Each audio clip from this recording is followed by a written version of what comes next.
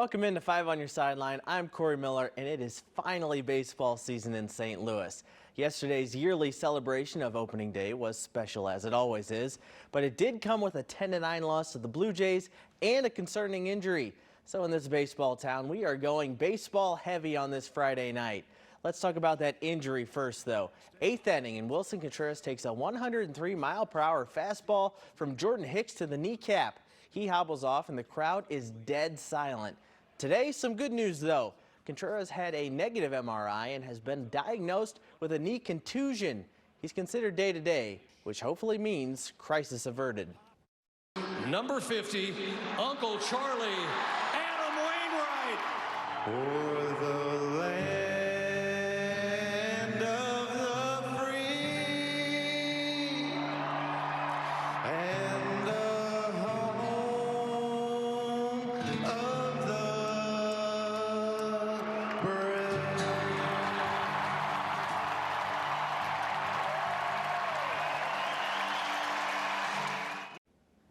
This was truly one of the coolest things I've ever seen on a baseball diamond.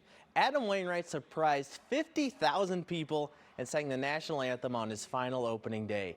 He said he got about a minute of practice at 9 a.m. that morning and did receive some rave reviews from his teammates. I had three goals. One, honor the country with a decent rendition, and 2, don't mess words up.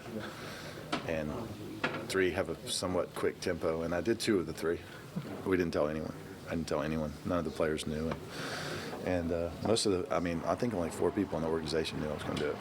It's real nice to me. They all said it sounded all right. They're good. There, see, Goldie thinks I did a great job. Another big storyline of opening day was the debut of this guy. 20-year-old Jordan Walker collected his first career hit on his first career swing and then added an RBI later in the game as well. He had a 1-for-5 showing. He is the youngest American-born player to get a hit in a big league game since Bryce Harper did it in 2012. I caught up with his parents who were there to watch their son live out his dreams. When he was 9 years old playing T-ball at Mountain Park in Lilburn, Georgia, and he hit a ball that was beyond the 125-foot fence. He hit it probably 20 feet further up a berm into the parking lot and hit his grandmother's car, right? That was at 9 years old. He always talks about liking to keep things simple. So I think that he has been very good growing up at keeping the main thing the main thing. And so I think he focuses on what's in his control, and then it's just about kind of enjoying the moment. I don't know if you can describe it, man. I remember I just enjoyed the feeling. Gotta take a deep breath because the game gets fast on you, so I took a deep breath. But yeah, it was a really good feeling against a really good pitcher, so I probably wouldn't have it any other way. Well, you can't have an opening day without the Hall of Famers, and we are spoiled here in St. Louis. Our Frank Cusimano caught up with some of the Red Jacket Club before their trip around the track, and he asked Scott Rowland about the decision to go into Cooperstown wearing a Cardinals cap. If I look at my career, just the pure team success that I had here, I think is the reason that I put that Cardinal logo on. If you are limber right now and you get 10 fastballs, 70 miles an hour right down the middle of the plate, how many do you hit out? 10. Yeah, if it's Dave McKay throwing BP, yeah, 10. So you haven't lost anything? Well, no, I got arthritis in my thumbs, but I said if I'm limber and I feel good, yeah, I would do it. Once you're a Cardinal, it's like your royalty, and it doesn't go away. And I mean, I was traded, I was fired, and yet, people, love to see you when you come back. Well, you know Waino, you know Jordan Walker, and you know Mark McGwire, but there's another figure as central to opening day as any player. Of course, I'm talking about Fred Bird.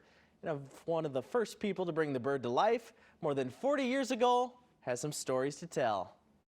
So I've just got all kinds of crazy things in here. Vicki Brown is a St. Louis sports legend. Now you may be thinking, Who? But as the first person to bring one of the most iconic figures in St. Louis history to life, she qualifies. Of course, I'm talking about everybody's favorite feathered friend, Fred Bird. You have to audition and prove that you can make a fool of yourself in front of thousands of people, and clearly I did. Hatched in 1979, Fred Bird is credited as the brainchild of longtime Cardinals executive Marty Hendon, who is a franchise legend in his own right. He was the greatest guy. He was a great boss. He made it so fun for us. Vicky was part of a pair that first brought the bird to life on the field in '79 and wishes she had stuck around at least a bit longer. So the players eventually found out there were two of us, and even found out that one of them was a woman. So they would come up to, if we were in the costume like before the game, is this Frida Bird or is it Fred Bird? I did it for 2 years, foolishly quit in '81, missed out on that World Series ring. But in those few seasons, she is not short on stories. The costume was very hot. It weighed about 40 pounds, and I passed out twice in costume.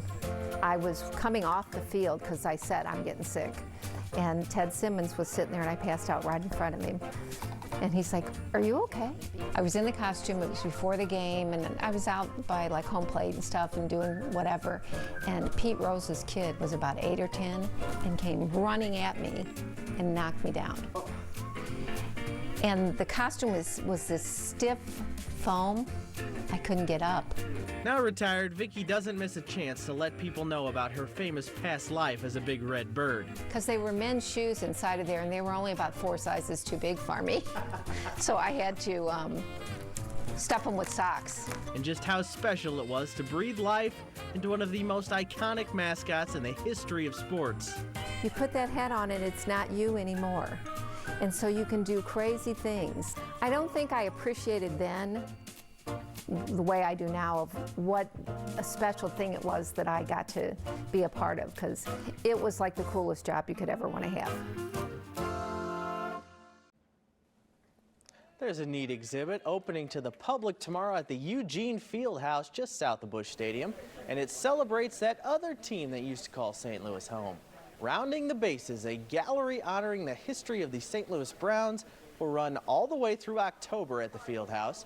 It's a look back in time, honoring a team that still means so much to so many.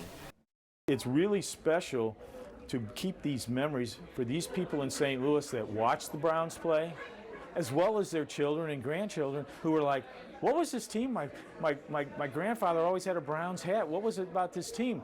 The team hasn't played in 70 seasons. Up next, we have to talk about that undefeated soccer team hitting the pitch once again tomorrow. City SC gets the spotlight after the break.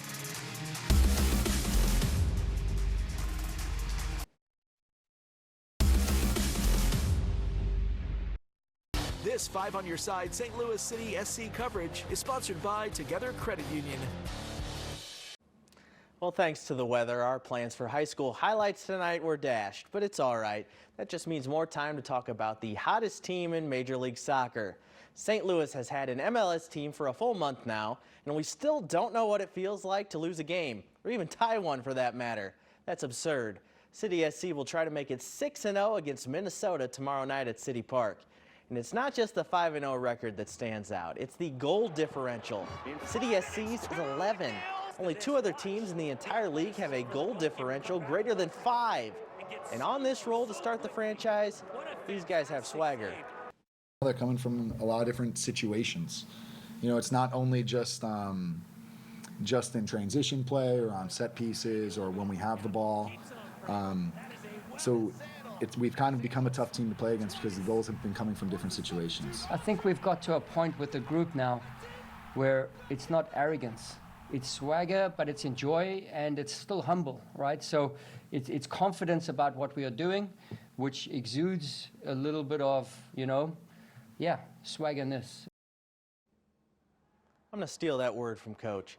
The guy scoring a lot of those goals is this man, Klaus. You may have heard his Brazilian saying on Sports Plus Sunday about playing hard so it's the other team's mother crying instead of his own. He cleared that up a bit this week. This is one expression to say that when I'm on the pitch, I'm fighting for my family, fighting for my food on the table, and for my teammates that work with me every single day. So this means that when we go hard and we defend what is ours. Doesn't mean that I want moms crying around, but.